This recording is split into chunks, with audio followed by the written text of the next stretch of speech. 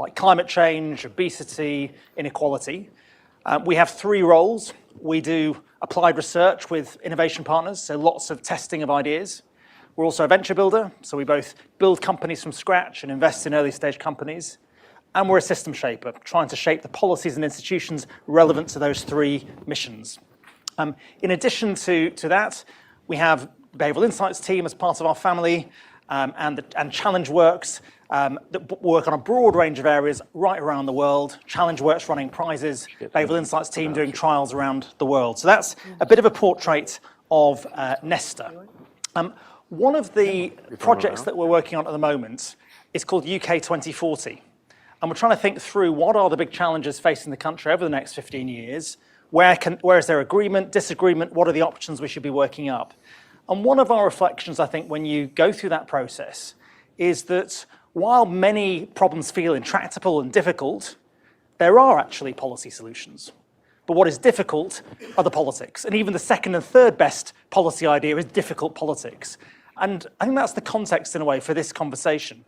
Because if we are to try and meet the scale of the challenges facing the country with ambitious policies, we have to find ways of forging agreements on quite radical ideas, not lowest common denominator politics. And one of the ways in which politicians and governments have responded historically is to try and insulate policy and government from politics, create independent institutions, Bank of England, the Climate Change Committee, even the NHS was it was pushed into independence under David Cameron, rather short-lived.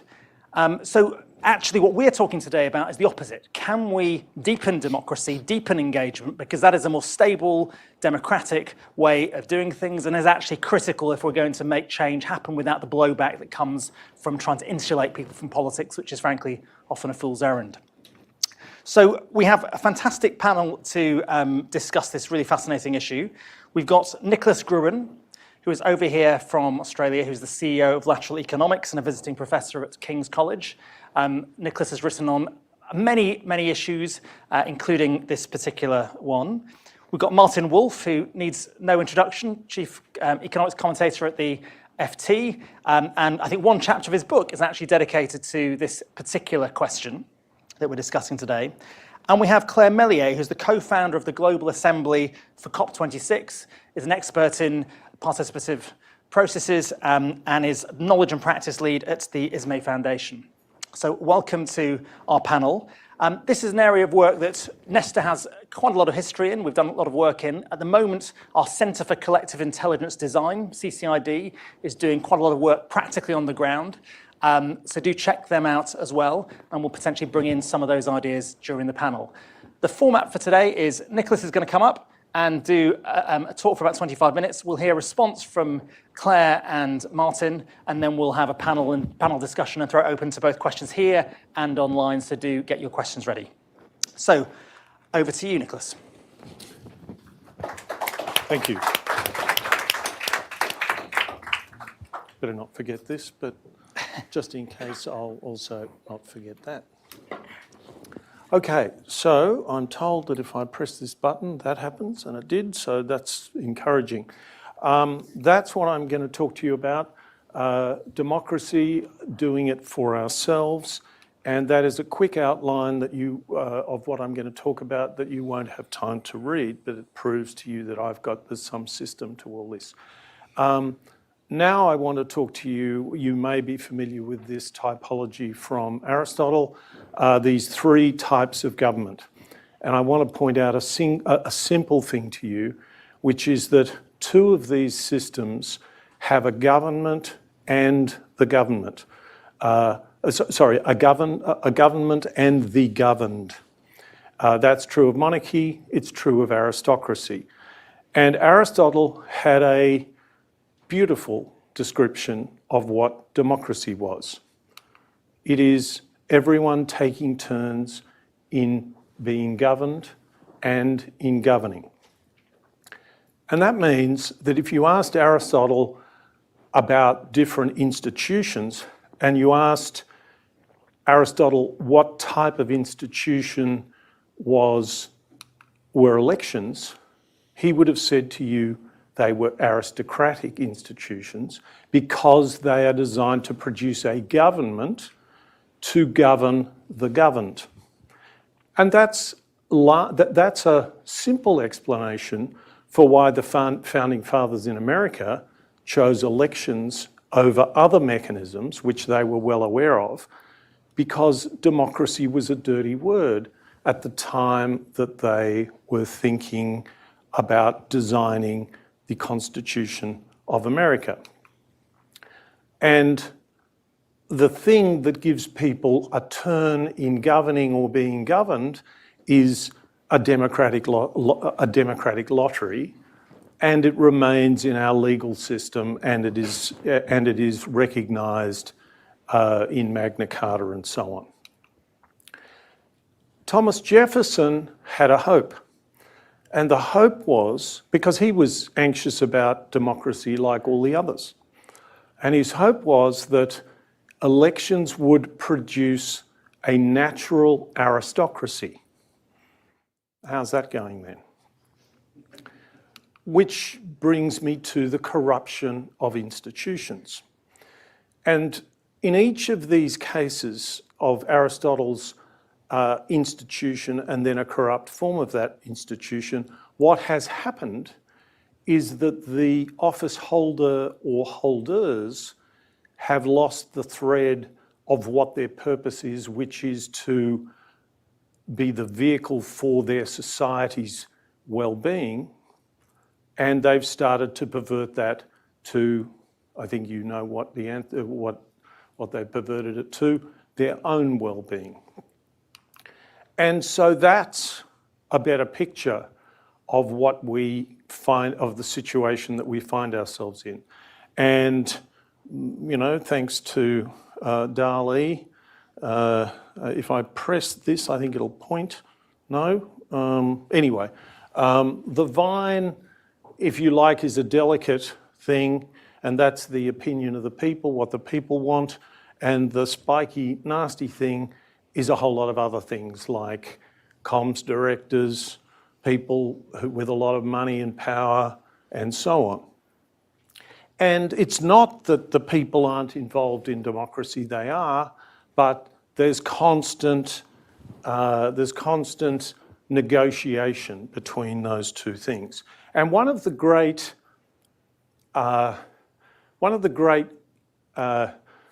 things that gives people of power a lot more leeway than you might think in theory they had is vox pop democracy, which is that we run our society on what people think right now. And this is what human beings looked like, according to one artist, a few tens of thousands of years ago. And at this point, they evolved a desire for food that was sweet, fatty, and salty. And that's where we are now. And things that were the stuff of life, the things that were good for us, when optimised to that degree, become poison. And that's what we've done with our politics. We've fast foodified it. Now, people blame the internet for this, but let me show you something that happened before the internet arrived. This is the length of a soundbite, of a presidential soundbite on American network news, and we're starting with 1968, and we're going to 1988 before social media was even a glint in Mark Zuckerberg's eye. And that is what has happened. The length of a soundbite has gone from 42 to 9 seconds. If you can't communicate something in 9 seconds, it doesn't get communicated. And that's if you're the president. We also have intensifying culture war. If you are out there prosecuting politics, you're not interested in debating the issues, you're trying to frame the issues, you're trying to set up rival camps, you're trying to get people to identify with this camp or that camp. And that's largely the story of Brexit. So this is the vote for and against, for and against Brexit. And as you know, in the middle of 2016, the vote was 52 for and 48% against. And now it is about 60-40. And still, for various reasons, we have this idea that we have the will of the people that we are carrying out when it is no longer the will of the people. In fact, it is a long, long way from the will of the people. So that's the scenario that I want to address, and I wouldn't really be very interested in any of this if I didn't think that there were things that we can do that are simple and powerful to have a big impact on making this better. And being an economist, of course, I like to talk about Mr. Keynes, John Maynard Keynes. And I want to use just a very simple expression from him. And he was writing about the Great Depression in 1930, and he used this expression: we have magneto trouble. And what he was saying was that if we take this problem to be a cosmic morality play, we're going to be in a lot of trouble. But if we ask ourselves carefully, calmly, what mechanisms might we be able to adjust? How much can we fix this? And he had an answer for that in economics, and many economists think that his answer was a very fertile one. And it was a simple one. That's important too. And so here's a way of thinking what I think is a very important part of the answer. And that is to say that virtually every democracy that you can think of is a three-legged stool. It contains elements, the three legs are three different democratic institutions. The middle leg there I've called direct democracy. In Athens, it was the assembly. In our system, it is simply voting. So we all get a say.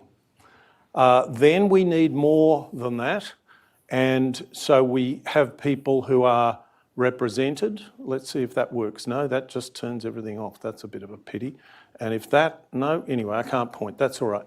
So, and then we have two different ways to represent the people, because what we need is we need a small group of people who will make themselves knowledgeable enough to make decisions on our behalf, to make decisions for our benefit. And one way to do that is representation by election. And I've given you a little hint of all of the things that deviate from the textbook, our imagining of what that might be like and what it actually turns out to be like, because representation by election is mediated democracy. And I think that mechanism is an important mechanism, and if I didn't think that, it wouldn't matter, because who the hell am I? And then there's this other way to represent the people, and we use it every day in courts. And that way to represent the people is to grab some people who we have reason to believe are similar to, representative of people, of ordinary people. And of course, as you know, we use that in legal juries. In Athens, they used that to run the whole city. They had a thing called the Council of 500, the bulle, and 1/10 of those 500 people at any one time were running the city. They were maintaining the monuments and the buildings and all the other things that had to go on, as well as preparing the agenda for the assembly, the supreme decision-making body. And they used elections just for a few officers, generals, and also some financial officers. Now, let's go back to Brexit and let's see what a citizen jury thinks. In 2017, there was a citizen jury in this city funded by 4 universities. And so this is a year after the plebiscite. And they said to the press that they weren't trying to relitigate Brexit. Remember how terrified people were of that? They were looking at what sort of Brexit people wanted. But in fact, if you dug into the data, there was an entry question and an exit question about what you think about Brexit. And if you asked yourself that question, you found that over the 4 days of deliberation, nobody who voted Remain changed their vote, and 7 or 8 people who voted Leave changed their preference. And so the citizen jury produced pretty much exactly the state of opinion that exists today with the experience that we've had so far. Here's one other example, and I mention it to you because I want you to think about the theatre of this. So if you're voting, and let's say you're voting on the environment, you're constantly being campaigned to. There are a bunch of people who you don't like, who are on the telly all the time telling you a whole pack of lies or whatever you think they are, and then there's your side, and maybe you think they're all right, or maybe you think they're a bunch of mugs as well. And in a situation like that, you go to the voting booth and you're pretty determined not to be the mug. You're pretty determined not to be taken for granted. Compare that with being in a room of people who exemplify the situation that you're in, which is that you should be thinking about your own interests, and you should be thinking about that in the context of all of our interests, because that's what most other people there will be trying to do. And in that context, in a citizen jury in Texas, which you may be intrigued to know was commissioned by Governor George W. Bush in 1999, I think, going into the citizen jury, people were asked, would you pay a little bit more, and it was a very small amount more, for renewable energy rather than fossil fuel produced energy? And 54% of people going in said they would, and coming out, 82% of people said they would. So that's the difference of this different way to frame decisions, to frame political decisions in people's minds. Now, the problem for me is that the citizen juries have been have been becoming more popular. Lots of people think these are good things. But I think we're only really at the end of the beginning, because almost all citizen juries have been one-off, temporary, subject-specific, and they advise the real lawmakers, which of course rehearses their inferiority, rehearses the fact that the real lawmakers, they're the ones who make the decisions. And again, a lot of citizen juries are run because governments have set them up, because governments have got into a problem, and they think this might be a way out. I'm not really against any of that. That's great. But I think if we're going to try and make this approach more, if we're trying to make the next step, you can be here for decades going to governments and saying, what about this, what about that? I have some experience of people who have spent a lot of time doing that, and it's quite frustrating. So I want to suggest something, and as I've suggested this, it's occurred to me that it's actually quite a new and powerful thing. I want to be an activist. I want some activism around this. So there's some activists. There's another activist. There are some activists. And if I ask myself, what are they doing? They're not going somewhere and asking for permission. They're not trying to please. They're not placing themselves in a position of supplicants. though they will perhaps do that in other contexts. What they are doing is they are asserting an alternative legitimacy. And that's what I want to do with citizen juries. But there's a big difference, because these people are partisan. These people represent a particular group of people who believe they are hardly done by. And certainly the ones I've shown you, I'm good with that claim. There are some others I'm less good with. But what I'm talking about is something, it has occurred to me, is a different kind of activism. It's a non-partisan activism. It's an activism of the centre, and it's an activism not for a particular sub-community, but for the system, for the health of our democracy. So the goal is, as the 18th and 19th century negotiated bicameralism, two different chambers. Initially, the lower chamber represented the people, aka the House of Commons. The upper house represented property. I won't go into why that wasn't really the case until 1920, but you get the picture. That was true in the United States as well. It was true in my country, Australia. Upper houses, typically you couldn't vote for an upper house without a fair bit of property, and so on. And so each is a check and a balance on the other. We need a people's branch, a branch chosen by sampling to represent a check on elected representatives. So what could be the means of doing this rather than going to the government and asking? Well, what I would be doing, what I am trying to do, is to privately fund a standing citizen assembly.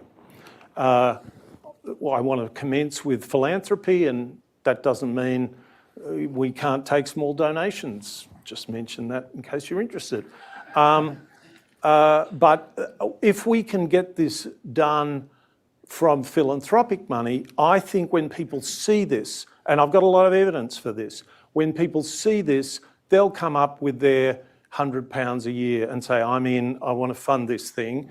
And the idea would be, say over 5 years, you phase out philanthropic funding, you get crowdfunding, but all the time you are campaigning for governments to fund this, so to fund it with ongoing funding, and also a constitutional role for this body. Again, remember, we live in an open society. Some people might disagree with that, but there's an assertion for you. And this chamber, if it has a lot of legitimacy, can challenge the rest of the system if it wants to. And the challenge I would like to suggest that it issue the rest of the system is to say, if it disagrees with a vote of the House, of the lower house or the upper house, it petitions that house to hold the vote again by secret ballot. And if it could do that, we would have avoided the hard Brexit that has done so much damage to Britain. We would have avoided the abolition of carbon pricing in Australia in 2013, and we would have, we would have impeached Donald Trump, who 6 Republicans in the Senate voted to impeach Donald Trump the second time round. We didn't need that many more to get a 2/3 majority in a secret ballot. I will assert to you would have done it. So that's the power that it can claim for itself. Whether the houses will cooperate or not, well, I'm not all that optimistic, but then we campaign and we try and get that written into the laws of the land. So that's the basic idea. A standing chamber, it models the way people solve problems, because that's what happens in citizen assemblies and juries, as opposed to creating them, which is largely what has become what people do when they're elected, because to be elected and stay elected, you create a problem and you're the solution to that problem. It illustrates deviations between the opinion of the people and their considered opinion. There's no institution that's doing that. Surveys, opinion polls don't do it. And they challenge elected representatives to do likewise, to represent the considered opinion of the people, and they seek secret ballots where they disagree. There's another role that such bodies can have, and here's the thing that's happening in democracy at the moment, which is that basic democratic norms are not being upheld by the system. Perhaps one of the most dramatic things to illustrate that is the way in which the United States Supreme Court has become politicised, even though the Founding Fathers built a mechanism in to try to stop that happening, and that's confirmation hearings. But of course, the confirmation hearings have become massively politicised. Well, it turns out that the people themselves will defend basic democratic norms, but they won't do it if you ask them to vote at the same time as voting for a leader or voting for what they think different parties will do to their electricity prices. That doesn't turn up high on the dial. But if you put people together in a group and you say, should we gerrymander this state? As you probably know now, it wasn't always the case, but now Republicans have gained far more from deliberate gerrymandering in numerous American states than Democrats. 92% of Democrat voters are against gerrymandering. Guess what the proportion of Republican voters, these are the ones who vote for, many of whom vote for Donald Trump. Guess what proportion of Republican voters think gerrymandering is a good idea? Is a bad idea, excuse me, 88%. And therefore, citizens will defend basic democratic norms far more than politicians in the right structures, such as the Michigan Independent Citizens Redistricting Commission, which has a role in the Michigan Constitution to redistrict, to draw electoral boundaries, and has cleaned up gerrymandering in the short time that it's been around. So how do we embed a people's branch? You see, what I've done is I've talked about the idea is this body would be renewed with new people sampled from the community on a rolling basis. So so there are two problems. One is existing institutions have built, like the House of Commons and the House of Lords, have built their sense of themselves, their procedures and so on through various crises for centuries. And there is a continuity of leadership there. So what I suggest is that with citizen assemblies being new and continually renewed, I would propose a council of elders from the alumni that is produced by each cohort, and I would try to select the best dozen of each cadre, and they would become a council of advisors. They would have no, and this is illustrative, there are different ways of cutting this, but they would have no further power. I will, and so I'll tell you a little, so this is a way of squaring the circle between, this is a way of trying to get to Jefferson's dream where we are actually promoting the best people. And let me tell you of something that really excited me when I heard about the Adelaide citizen jury on nuclear waste. There were 340 people in that citizen jury, and they needed to choose spokespeople to speak to the Premier. And there they are, the spokespeople, and the Premier, Jay Weatherill, is on the left there. And they didn't want to hold an election. So what they did was they randomly selected a group of people, about 10 people, on the last day of the citizen jury, and they said, please join us in a room for 2 hours. The first hour will be spent identifying the criteria according to which we want spokespeople, and the second hour identifying who we've met in the citizen jury who best meet those criteria. And then they went and asked people if they'd be happy to be spokespeople, and those who agreed were spokespeople. A nice little cherry on the cake. This was extremely popular. It was extremely successful. A nice bit of cherry on the cake for me is that the group of spokespeople was gender balanced, but gender balance was not one of the criteria. In other words, they were ideally gender balanced, not artificially gender balanced. That to me, I wrote an article, I was blown away by that. I thought that's a very exciting mechanism, and I wrote an article about it, and the people who improvised this method were a little mystified that I'd got so excited. Sometime later, I discovered that this is how Venice governed itself for 500 years. You will have heard of coups and blood feuds up and down the Italian peninsula, causing mayhem in most of the cities of the Italian Renaissance and medieval period. Venice had no successful coups, was a stable government for 500 years, from 1297 to 1797, when Napoleon turned up and called drinks. And the way they did this was, so think of Venice as a little bit like Athens. Athens had about 20% of the population had a vote, and they were radically equal.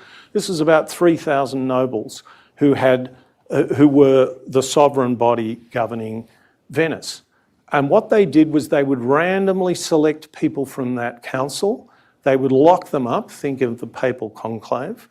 They're not allowed out until we get 15 new senators, 2 new councillors for the Doge, and a financial controller. They are given a secret ballot, so if people want to campaign or threaten or bribe them, you just walk out of the conclave and say, yep, did your bidding, and you can't tell whether they did or not. A really, really interesting mechanism which solves Jefferson's problem of trying to identify merit without flicking the switch towards Machiavellianism, narcissism, and whatever else the third triad is. I'm sure someone can tell me. I'll conclude with what Joan Robinson, I'm an economist and I've quoted Maynard Keynes. This is the second edition of her Economics of Imperfect Competition, published the first way back in 1933. This was the second edition, 1969. And she said that the book had become canonical, and yet it frustrated her, because she said all the good things, all the things that she didn't care about, which are all those graphs, all those things that she thought were a bit of a fudge, they went into the canon. But what she was really concerned about was this, which is that as she wrote, consumer sovereignty can never be established as long as the initiative lies with the producer. For the great run of consumer goods, the buyer is necessarily an amateur, while the seller is a professional.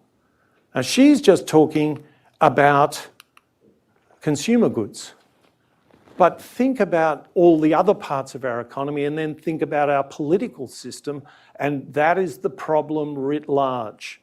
And this is something of a solution. It's not a solution because we create a new institution which is part of the system. It is because we sample from the community, we give people the time, we give them the capacity to start knowing enough to take turns in governing and being governed. I said that was the last thing. I'll make it the last thing. I might come back to that. And if somebody does want to ask me why, Susan Boyle is on this presentation, we'll just have to handle it in questions. Thank you.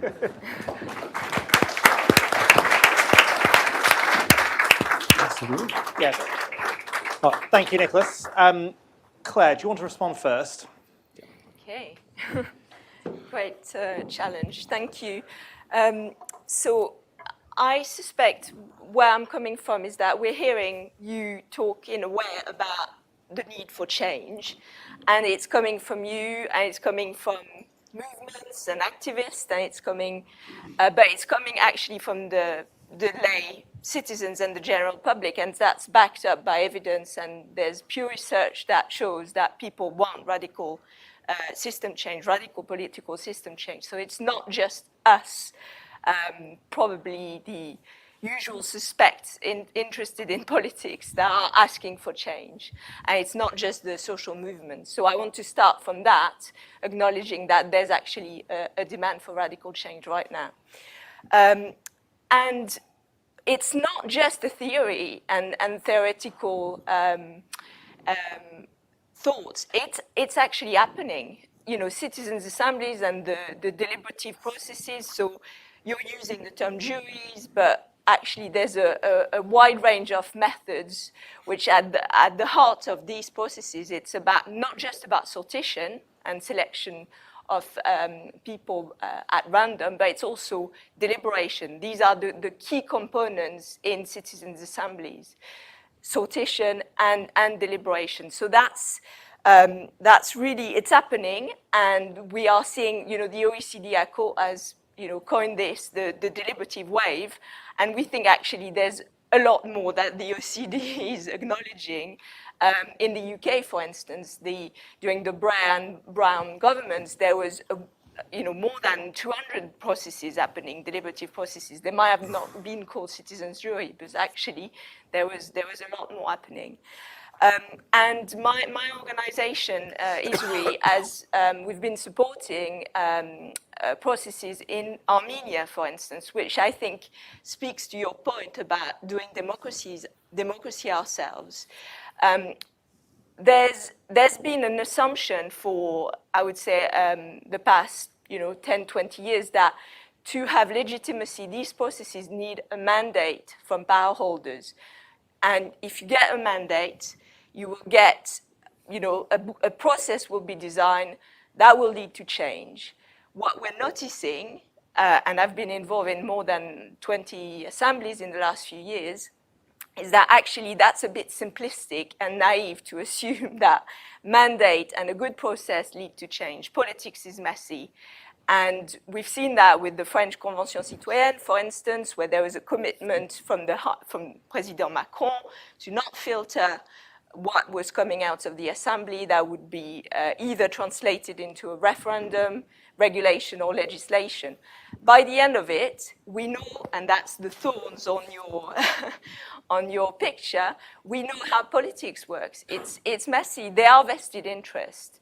And we need to acknowledge that, I suppose, when we're talking about deliberative democracy, it's not just good enough to do a process that is robust. You actually need to think about how change happens. Where are these recommendations landing? And they land in a system that is not suited for actually radical change. So you need, when you think about the deliberative system, then you need to think about the different components in that system. And the Citizens' Assembly is a mechanism, but you need to think about what are, narratives and culture. How does that shape what happens? What's the role of the media? How is that going to influence what happens once you've got the recommendations? Why are the vested interests going, and at which point are they going to influence, the process between the recommendation and the legislation? So, and this is what we tried to do in an article we wrote last month called "Let's Get Real" about citizens' assemblies. It's actually let's really talk about politics and how power works. So we need to become power literate. So just to in a way, support completely your argument that we need to do democracy ourselves. We need to reclaim it and not put all our hopes into existing power holders, hoping, in a way that's quite disempowering to say, and I've seen that time and time again when I was facilitating these assemblies, people were really activated, that sense of, individual and collective agency being created. And then they're realizing actually the change that we really believe is needed is not happening. So it is actually the risk, and that's the biggest risk I'm seeing at the moment, is that what that wave is actually crushing and that it creates disempowerment and disillusionment because the change is not happening. So just to summarize, I think we need to see the seeds of the change. And for me, this idea of doing it ourselves is really empowering.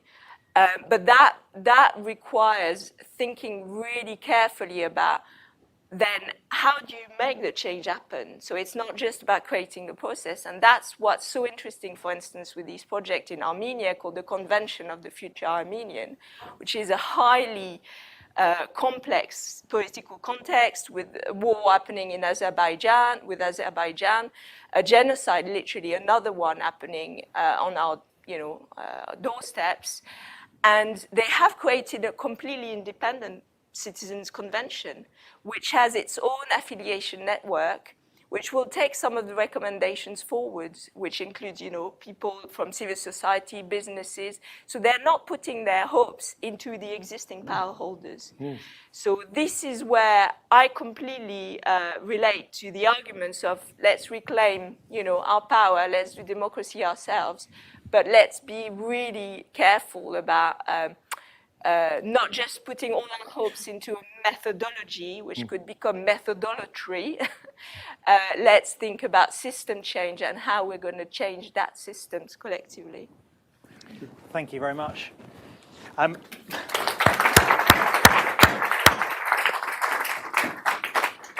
finally, Martin, if you want to come up and give your response.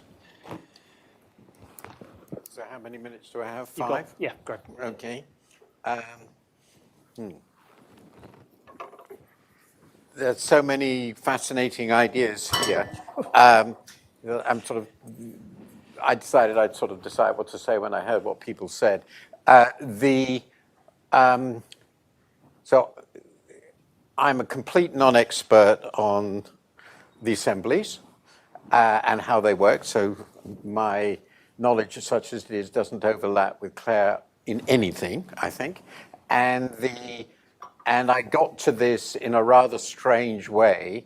And basically, my starting point is because I got to it via Nicholas, that everything he says must be true and right.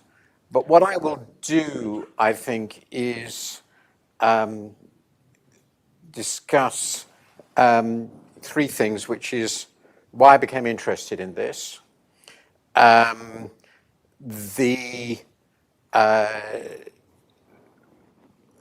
this relates to the sort of what I think is the core problem in politics. And the third is what will be involved, and this is just a reaction to what Claire's saying, in sort of in bringing about an insurrection, which is, I think, what you're talking about. Which is, in other words, how do you actually make it politically effective? Which is, I think, a pretty big question. So why did I get to this? So I started writing in 2016 a book which is published this year in February, called The Crisis of Democratic Capitalism. And basically, it came out of my view, which is not something I would have thought 10 years earlier, or certainly not 20 years earlier, that our political and economic system as operating isn't working very well. And I'm putting this quite gently.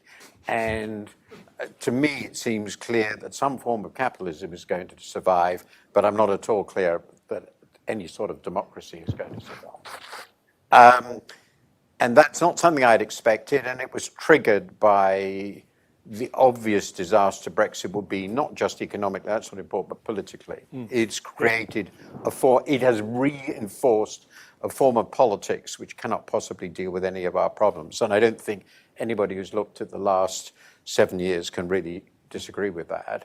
And of course, in America, they're about to elect a fascist. It's as simple as that. And it's a very open question, in my view, not very open, whether America, even its current form of democracy, will survive. So this is a major crisis of our system.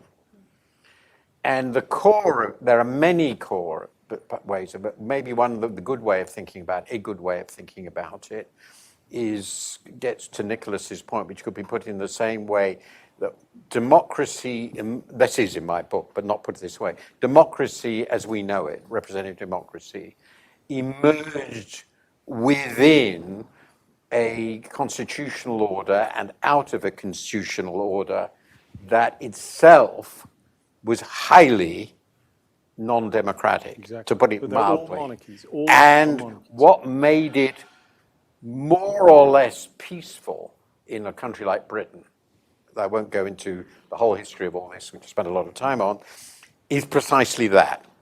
And that's where we get to Claire's question, because one very crude way of putting it is that at each stage in the process, vested interest, of which the most important were the landed aristocracy and then what Marx would call the capitalists, recognized that giving the vote to a lot more people was better than having a civil war. And there were successive stages in this. And we ended up with universal suffrage democracy, and the point was not to change too much. And it didn't change too much, except within the system, of course, it developed a new form, not a new form, an evolved form of the political process itself, which Nicholas has talked about, which is the corruption, the complete corruption of debate. I think we can describe that. This is so that's how we got sort of where we are. And in the process of making those adjustments, 40, 50 years ago, we designed a system to cope with this new arrangement, which very broadly could be defined as welfare capitalism. And that's broken down. In essence, is the argument of the book, very, very crudely. So what do you do now? Well, one approach, which is I talked to at length, is try and reform politics, reform the economy in such a way through the political process that it works better for everybody. The other way to think about it is you need to reform politics. You probably need to reform both, and they have to come together.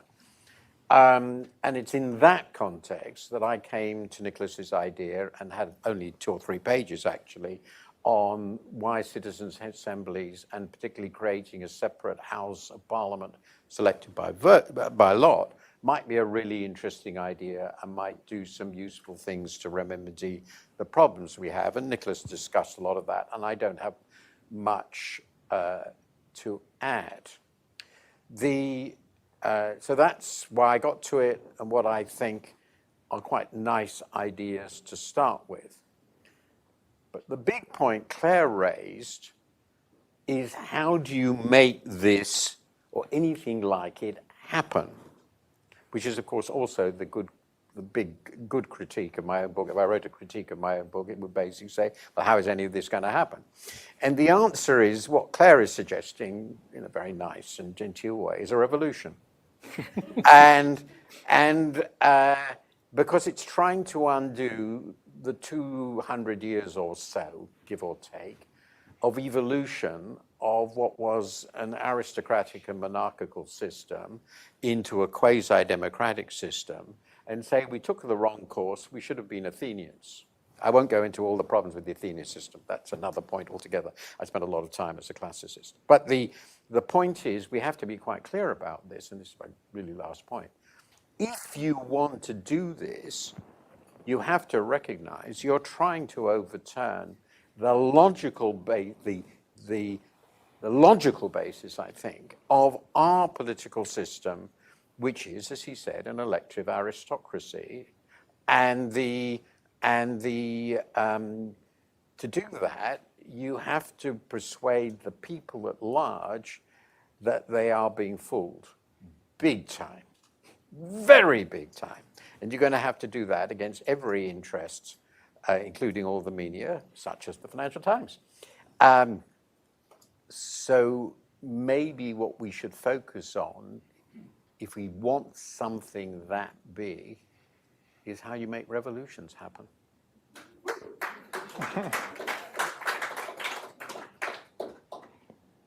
Right, I didn't expect you to end there, Martin. I didn't say I wanted to make this revolution. No, I said, if you wanted this to happen, my ameliorationism, let's get an agreement that we can build on the assemblies that Nicholas thought. Make one into an institution. Mm-hmm. Make it legitimate to such a degree that people have to give it part, which to some extent happened with the House of Commons in over 100 years. Exactly. Sort of incremental stuff. But that change will probably be a century or so. Okay, let's pick up on that actually, because I want to ask, perhaps start with Claire or Nicholas. If you take Ireland, which I think you mentioned, or Belgium, or Armenia. How did they get there, and what are we learning from those sorts of processes? I can start with France, which I'm Yep. quite close to. What was interesting with the French Climate Citizens Assembly, which had more than 90% awareness in the French public by the end of the Climate Assembly, is that it started with the Gilets jaunes, and the social movement, the Gilets jaunes, came together with deliberative democracy experts, activists, and they created this group, les Gilets citoyens, which then went to Macron and negotiated to hold a citizens' assembly. The momentum came from the social movement in France, and that led to a process that was really interesting and changed the narrative around what's possible with deliberative democracy. And then it fitted within the existing power structure, and that was commissioned by Macron. What's interesting for me with the Armenian process, or what we've done with the Global Assembly, is we claim the space, what Gaventa calls a claim space rather than a closed or invited space. So most of these citizens' assembly, when they're commissioned by power holders, are invited spaces. The power holders determines the framing, the agenda, how much budget is going to go into it.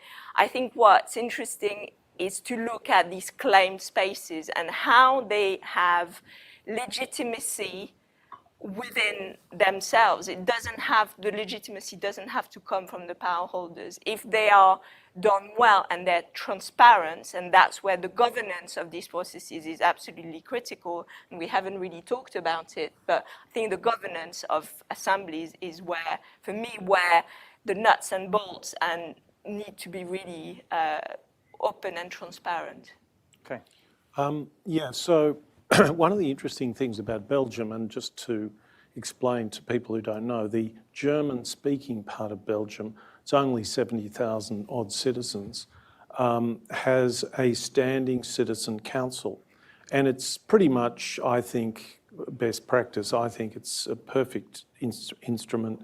It has no formal power, but it is funded. 50 people sit for a year, and they have the power to commission additional citizen assemblies of a bunch of new people chosen at random, and they will write the terms of reference. And just before COVID, they initiated a process in which people were looking at the conditions in nursing homes rather presciently.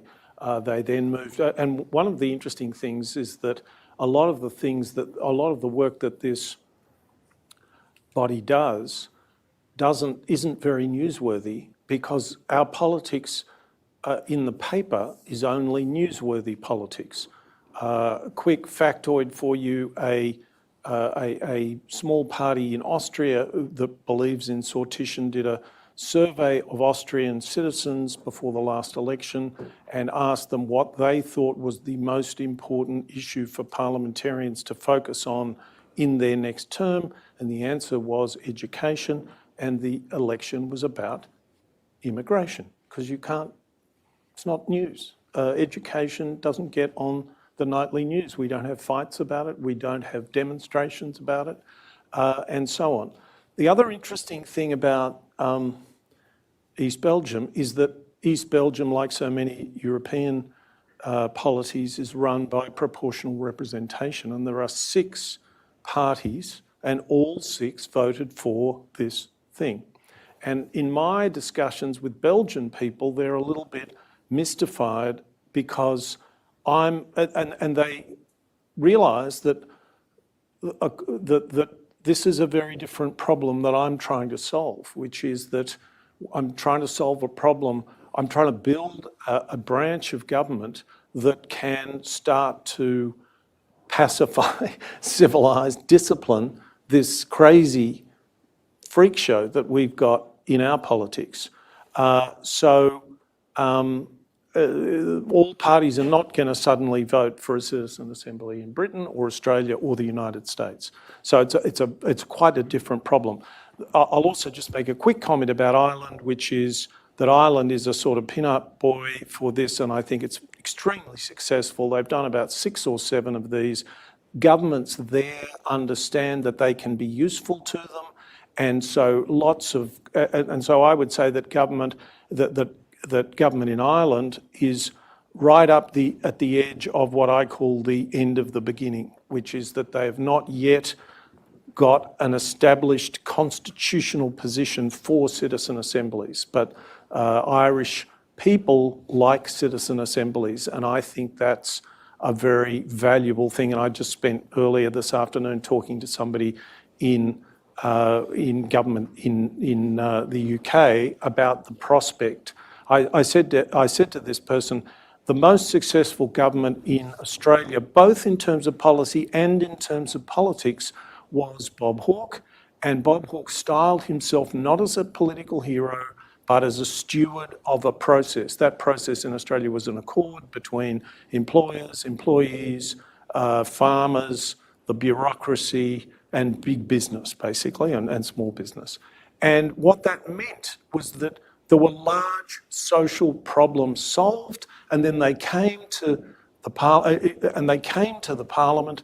And of course, what's the role of the opposition? Basically, to make whatever trouble they can, and at which point one of the social partners would say to the opposition, can you shut up? We've done a lot of work on this. This is going to be good for us. It's going to be good for everyone because we had to negotiate it through. I'm not suggesting you replicate that, but something like citizen assemblies can enable a politician, a senior politician, to present themselves to the nation as a steward rather than as the latest political hero, which will be a big hero for a while and eventually disappear, torn down by the tabloids. Martin, you want to come in? I just want to actually also ask you on this. Can you see a version where it is actually an assembly that's invited by by power holder as opposed to a bottom-up revolution? Yeah, I've been thinking about that. Actually, related to the discussion we just had. What are the circumstances in which politicians might be interested in institutional arrangements of this kind, or anything that constrains their discretion in some way? And my sense of this within, sort of broadly speaking, functioning states, let's not get into the difficulty of deciding what they are. They exist, they operate, and all the rest of it, is, and I can think of a few examples, when a potato gets so hot that they really, really don't want to handle it.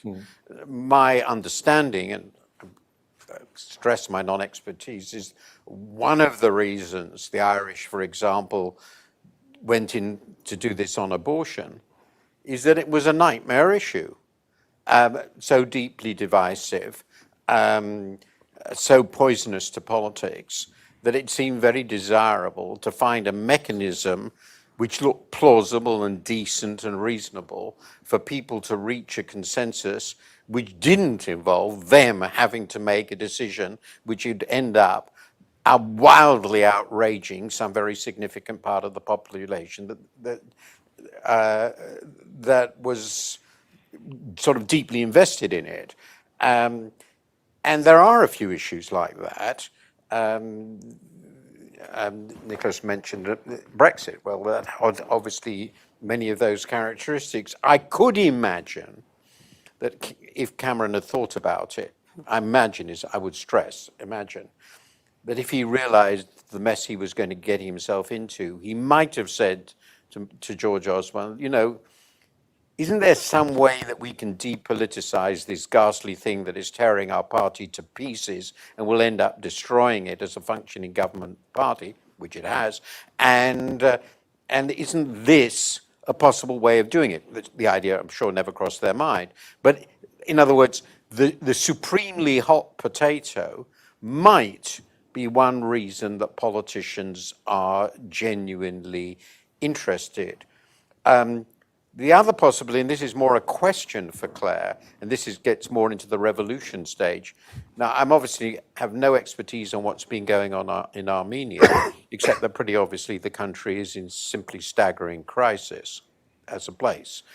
And if you're in overwhelming crisis, or the regime is beginning to break down in one way or another, then revolutionary things happen, mostly very, very terrible revolutionary things. But there are situations in which the breakdown functioning order is so great that finding some way to work together becomes important. It is conceivable to me, therefore, conceivable, I stress conceivable, that politicians in the US would start saying, if we continue down this where we're going to end up in a civil war. And that's really not a place we want to get to. Is there any mechanism we can think of to resolve outside this war we're having the really bitter, contentious issues that divide us? And again, that might be a situation in which politicians will agree this is the sort of thing we could consider as an alternative. So those are a couple of imagined paths which might lead some political forces say, actually, we need the help of this because the politics we're now in is absolutely nightmarish.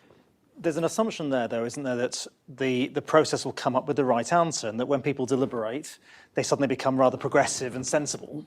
Sensible, I don't equate don't sensible and progressive, I'm afraid. I'm much more reactionary than that. Good. Well, but you take my point. But there is an assumption that this is a way of, when people really weigh out the issues, actually they come up with a better judgment than when they haven't deliberated. But if you take... and I think there's lots of good examples of that being the case. Yeah. I've been involved in one or two things on the energy side where we got people to participate in a 2050 net zero plan, and actually people come up with very, very sensible ideas, almost identical to the economist cost optimizing models that we put through in the energy department. If you It's took very something- easy to get people to agree on what needs to be done in 2050. It is, but even in nearer term questions. But if you I'm took, teasing, I apologise. if you took questions that are very difficult, like the death penalty or immigration right now, would you take the risk of putting this through a citizens' assembly, or would you be fearful of the potential consequences of doing that? I would be a little fearful, but my view on Brexit, for instance, was that Brexit was a mad thing to do, but that if the British people really wanted to do it and understood what they were doing, I would be in awe. I would think, good on you. You're going to take a 4% lower income. We don't live by bread alone, and this is what you want to do. So there's So there's almost no. It's true that if one saw citizen juries swing towards retributive ideas, and I think there are, for instance, there are some precedents of juries in the South simply not convicting white murderers of black people. So I wouldn't be that I would take to be a problem. But generally, all the evidence I've seen is that the considered opinion of the people is very sane, and it's better than the opinion of the people. And if it differed from me, except on a few incredibly visceral points, I'd go with their considered judgment, not mine. I believe those are my values, if you like. Claire, on sort of issues where particularly the public are really much more to the right of, say, the political elite, would you? So I was in Copenhagen at the Deliberative Democracy Conference recently, and we had a session on are some topics too hot to tackle? And there were very different views within the deliberative democracy experts.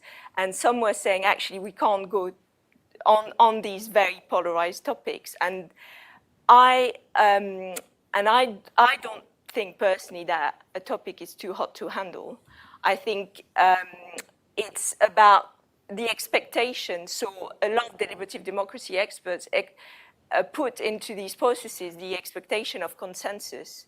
I don't think that's what they are about. I think it's much more about actually surfacing the deep fears and hopes and governing sentiments and not expecting that we're all going to come to an agreement, but actually it's realizing that we can live together and agree to disagree in a way that is respectful. And so it's quite a profound difference. And there's someone called Shimri, who is an activist from Israel, who has been,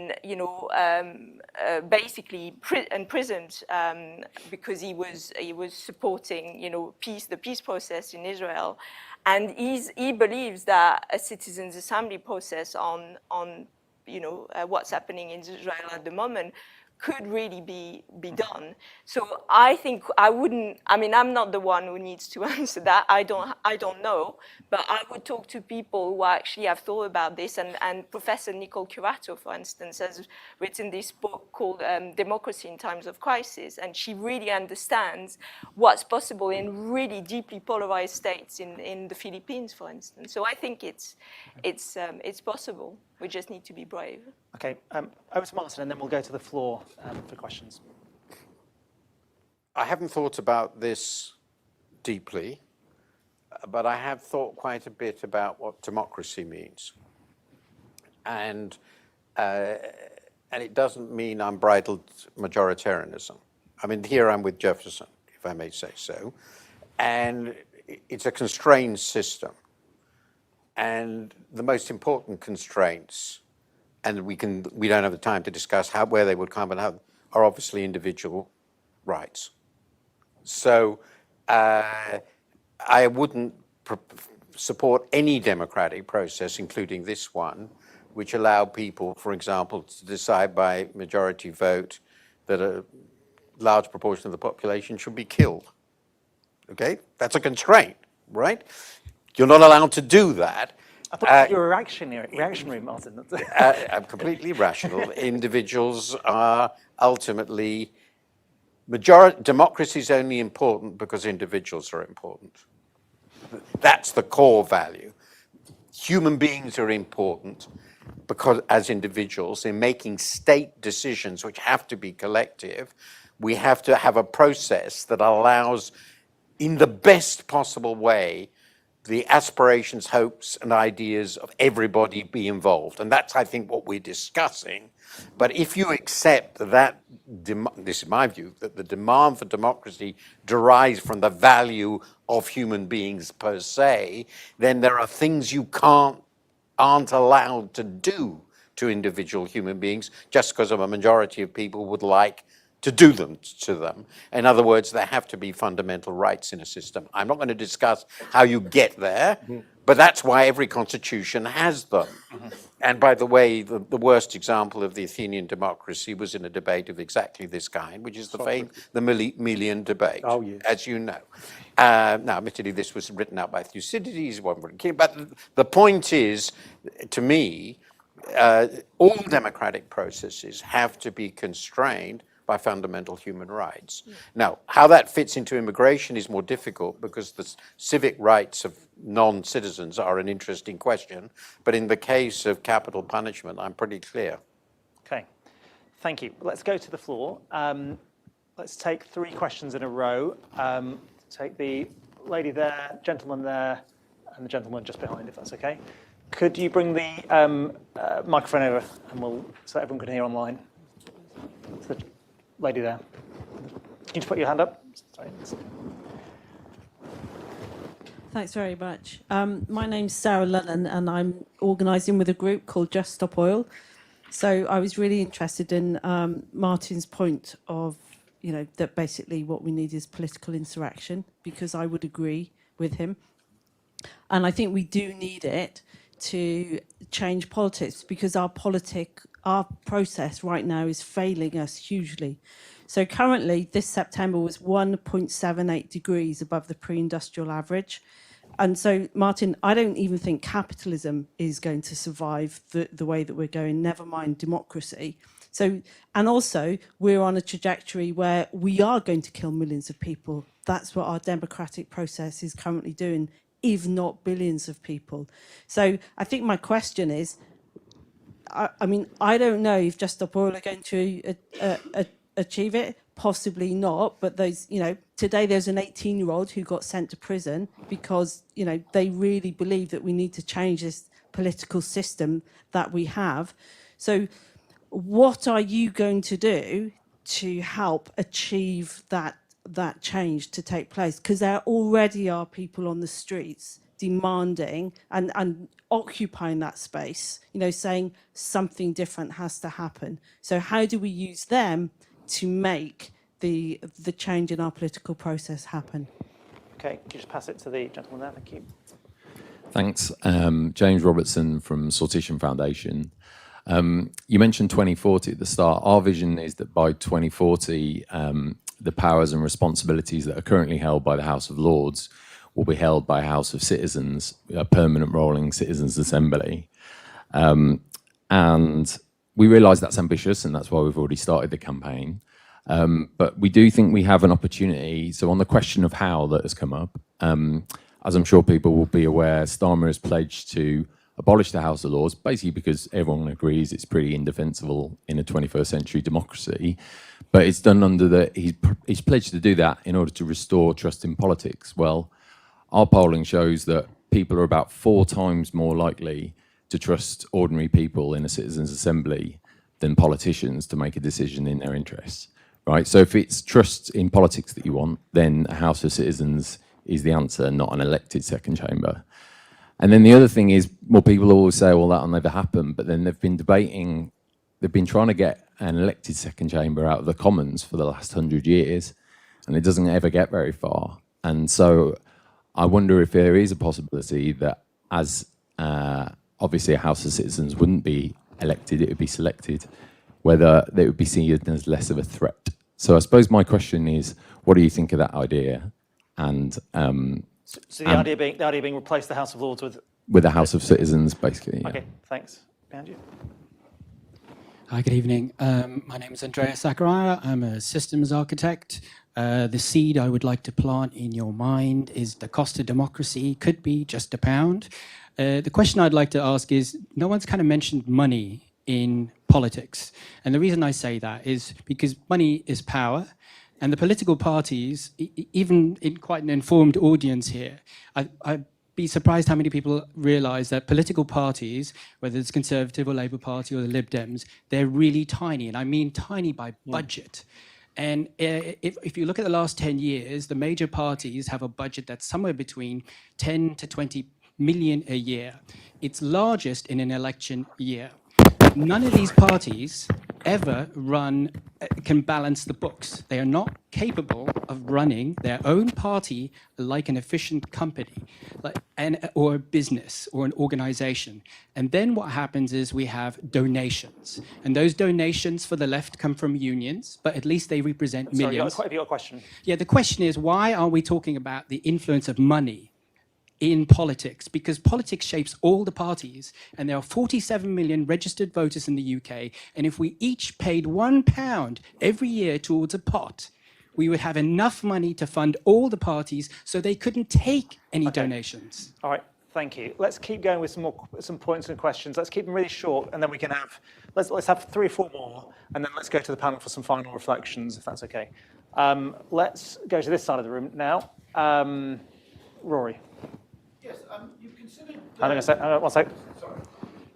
You've considered using this mechanism, if you like, for decisions to be taken in advance. It occurs to me you could also have it as a check on and balance on decisions already made. So there's a huge problem in politics of what is really reputational sunk cost. So projects like High Speed 2 continue long after the point of absurdity. If you'd asked me, for example, to advise the Remain campaign, what I would have said is that there was a perfectly rational reason to vote Leave, which is you knew you'd never get a chance ever again to leave the European Union.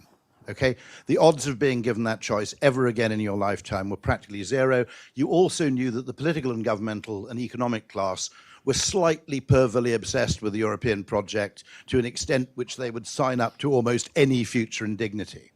So if you'd asked me to advise the Remain campaign, I would have said, look, if we remain in the European Union, we will have a citizens' assembly and permanent standing here. And if that reaches a point where 50% of the people or more want to leave, we will have a subsequent referendum. And then I don't think many people wanted to leave in 2016. They wanted to leave for fear of what would happen in 2027. because they'd been told it was an economic project, it turned into a political one. They had been misinformed. Now, if you did that with things like High Speed 2, large projects where you simply said, we will do this thing, but at the point where it appears to be a failure, the Citizens' Assembly can override it and provides a low embarrassment way of stopping, that could also be useful. Does that make sense? Yeah, makes sense. Thank you. Let's take one from the online, and then let's take one at the back there. Yes, so I've got a question here from Martin online, and he said he very much likes the idea of kickstarting citizens' assemblies with philanthropy, and what kind of budget would be required to kickstart this? Great, thank you.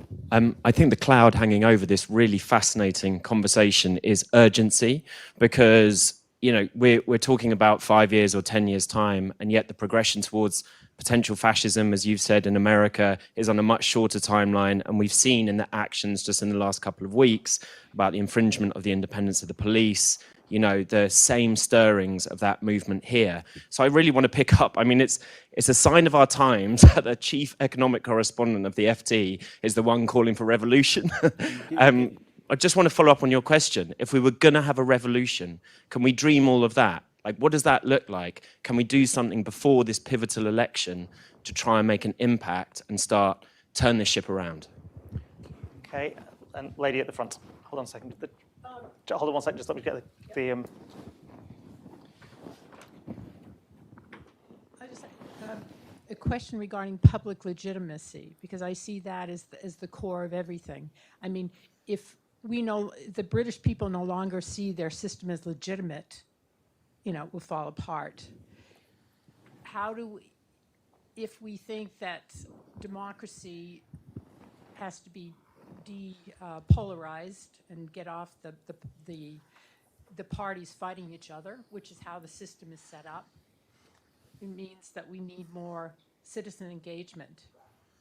How do we nurture that with the idea that individual rights come also with collective responsibility, and how do we grow that in society? Because we have to stop expecting that some leader is going to come and show us the way or give us all the answers. We have a collective responsibility to our co-citizens. Thank you very much. I'm afraid we're going to have to go now to a final round from the panel. I'm going to actually ask Martin to start off. There are a few questions there that you might want to pick up.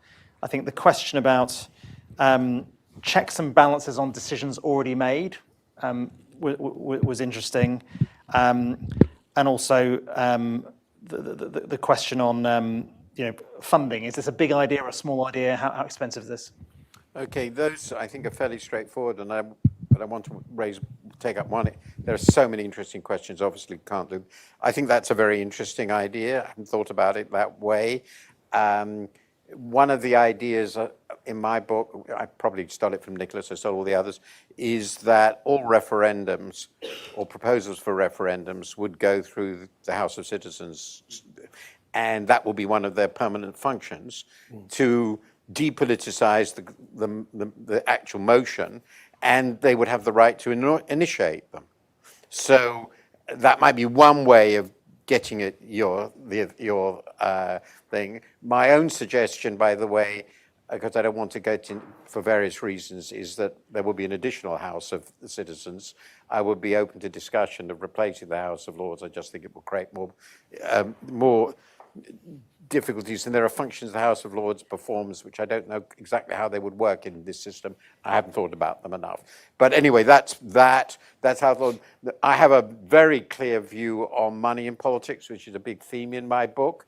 And I argue, which I think comes down to what you say, that we need a mechanism for public funding of political parties. And indeed, private funding thereof should become very difficult unless with a clear maximum gift. So the problem is not just that money in politics, though this is changing in America frighteningly in a way, but that very large donations will be discouraged. The interesting thing is that some of the parties, the Trump machine works in this way, have become very, very, very good at getting small donations. And that's where the internet has changed something. So I think money and its role in politics are a very big issue. The lobbying machines are a very big issue, but they're quite complicated. Now, the final thing is I just want to get to is because I was making a logical statement, not a political recommendation, that if you wanted to do this quickly on a big scale, it would have to involve an insurrection. Now, I'm in general not in favor of insurrections because my reading of the history of revolutions is they are generally a very, very long way round after the death of many millions of people to end up where you started. And the Russian Revolution is, to me, the definitive example of this. They've recreated the Tsarist system under Putin. It's more corrupt, more disgusting, and more culturally ruinous than where they started. That's pretty horrendous for God knows how many millions of deaths. So the political mechanics of this are unbelievably important, and they have to be thought about much harder than I have. But I'll make one point on climate, which is a point on which we're going to disagree, and this is basically a practical issue. I tend to think of it. Assume that climate is an existential issue, right?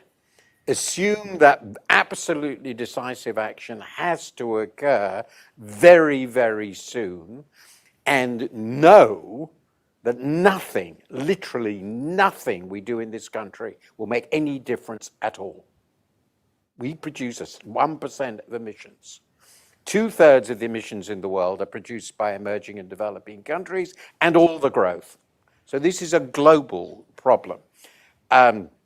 Now, that doesn't mean I have a solution of how you do this. At the moment, it seems very, very difficult, but actually, I cannot imagine any conceivable process that will make a lot of difference in this very quickly that doesn't involve actually going through the machinery of government that we have in the world right now and an immense amount of pressure on it from the people at large, and I think an attempted transformation of the political process in a few relatively liberal and open democracies will unfortunately not change the outcome in any relevant way. So I basically ended up with a conservative political position if you want to achieve any degree of change. You can rightly point out that probably won't work. I think that's quite likely, so I'm very pessimistic on it,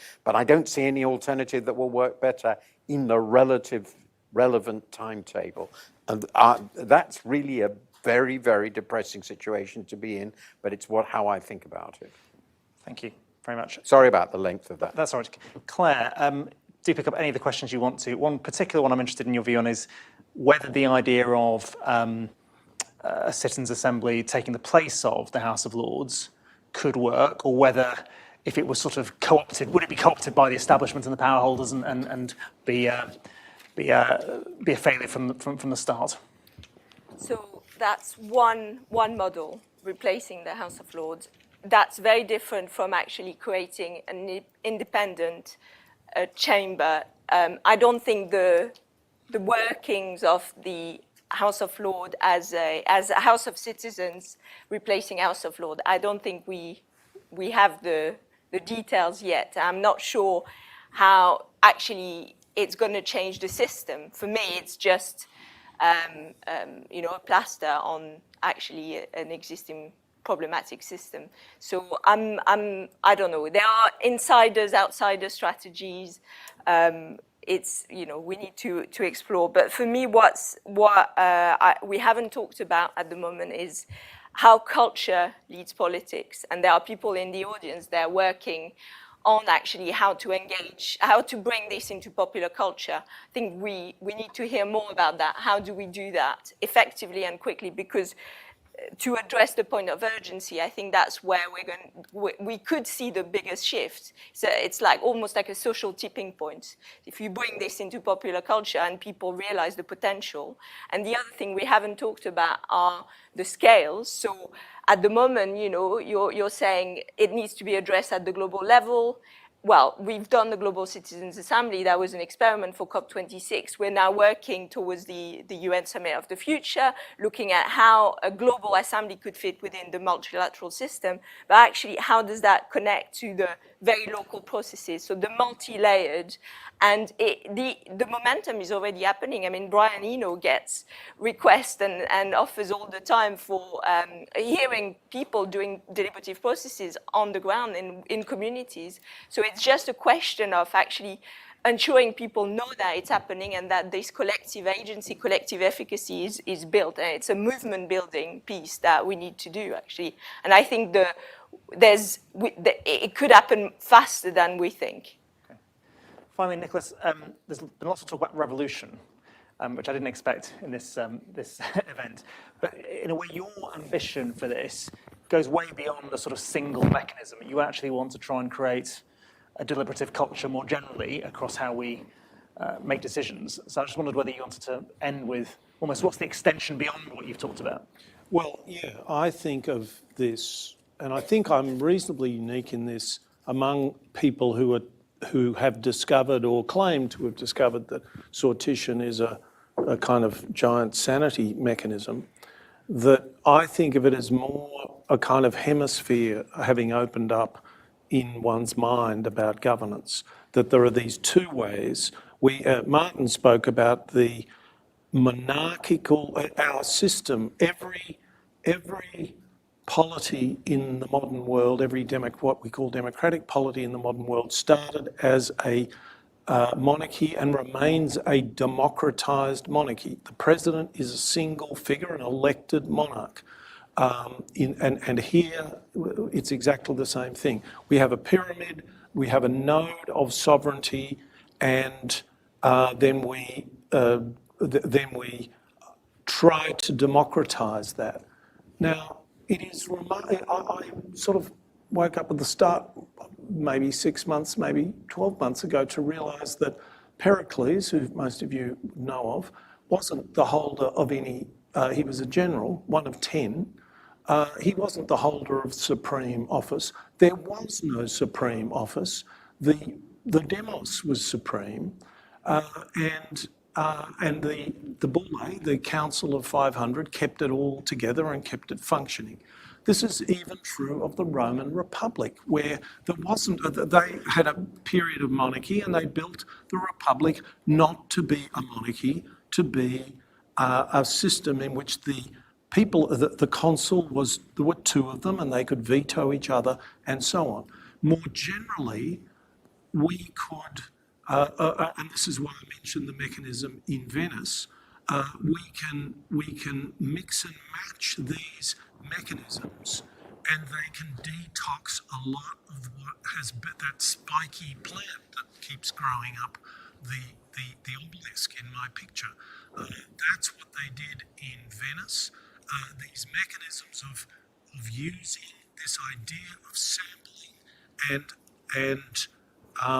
getting the actual people to be their own experts to the extent that they can. That's what Joan Robinson was talking about. The seller is a professional, the buyer is an amateur. And that shouldn't just be thought about as a consumer problem. That's the problem of our democracy. It's the problem of our relationship with Apple, with McDonald's, with all of these things, and we can change that. And these kinds of mechanisms are the sorts of things that can enable us to do that. Thank you very much, Nicholas. Thank you, Claire. Thank you, Martin. Thank you very much to the audience here and online for a really good discussion. And nobody asked me about Susan Boyle. I'm very disappointed. I was going to say, Susan Boyd, if you want to know about Susan Boyd, we're going to have some drinks afterwards, so do please ask Nicholas about the Susan Boyd question. Just one final thing from me. I come back to what I said at the beginning, which is when you think about the massive, difficult challenges faced in this country and everywhere else, yes, there are some technocratic policy answers, but I don't think we will get to them without political change and without institutions that drive better decision-making, that drive moderation, that drive better reflection. And that political space needs to be created, and it's not being created by today's institutions. We are, both BIT and Nesta have done some work in this area, the Centre for Collective Intelligence Design, and BIT have done different experiments both in the private sector and the public sector. It's an area, I think, of real interest. I know many of you here are involved in lots of practical experiments, so we'd love to keep the conversation going about what we're learning together and what the way forward looks like. So thank you very much for joining, and do join us for some drinks. Thank you. As you know, Nicholas, the Athenians lost the Peloponnesian War, Yes. and the Roman Republic was devoured by a military dictatorship. Exactly. So it's hard, isn't it? Yes, it's hard. That's right.